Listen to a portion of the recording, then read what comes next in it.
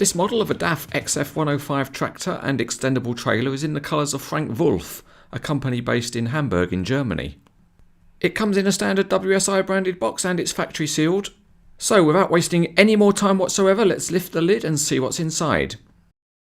First out comes the extendable trailer, and that's followed by the DAF tractor, which on this occasion seems to have a separated part.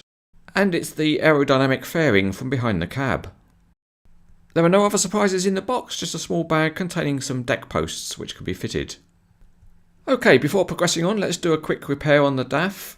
And fortunately it's very easy, it's just a push fit of the fairing into the cab, and it's a good firm connection, so it's surprising it came off in the first place.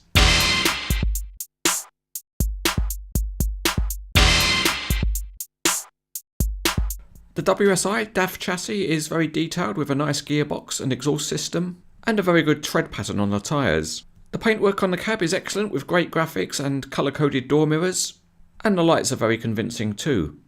The wheels are very precisely painted and there's some good detailing between the wheels. Under the cab is a detailed engine and it's got the PACCAR name on it. Behind the cab are coiled air lines and a ladder, and the two boxes contain fire extinguishers, although they look just a little plasticky.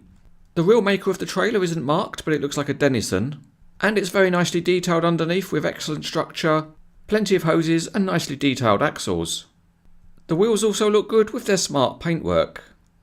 The deck has good looking plastic replica timbers, and the extendable structure looks good with a coiled cable around the piston. At the rear there are nicely formed lights and a realistic number plate.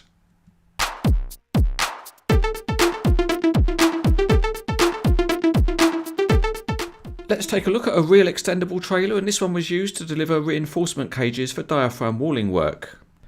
The cage has been offloaded and so now the truck is being reconfigured to a normal length.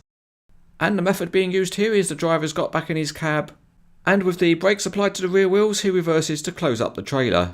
Just make sure you don't have your fingers caught in the middle.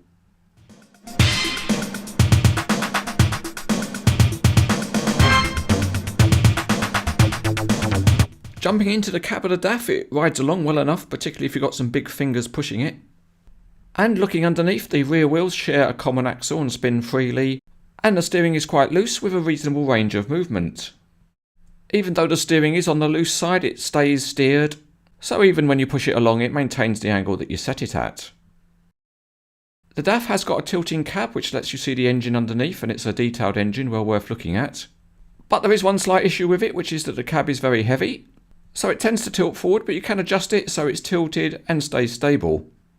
The trailer rolls along just fine, and it has the very nice feature of fully working suspension. Each axle is independently sprung and it works very well, and it's nice because the modelling of the suspension looks accurate too. The other working feature on the underside is the landing legs, which can be lowered. They just unscrew and the pistons have smooth sides rather than screw threads, and it all works very well. But the main feature of this flatbed trailer is that it's extendable, and it just pulls apart and you can set it the length that you want. It's a nicely engineered mechanism which is smooth enough, and it gives a nice array of posing possibilities. Attaching the trailer to the tractor is all very straightforward. The kingpin on the trailer just clips into the fifth wheel in the usual way, and then you just push it forward to clip it in place. And once it's clipped it forms a reliable connection. Another posing possibility for the trailer is that you can install the metal deck posts. These go in place reasonably easily, although occasionally you'll find one that doesn't want to stay straight. And the best thing to do is probably to threaten to use a hammer on it, after which it will probably behave itself and slot into the hole nicely.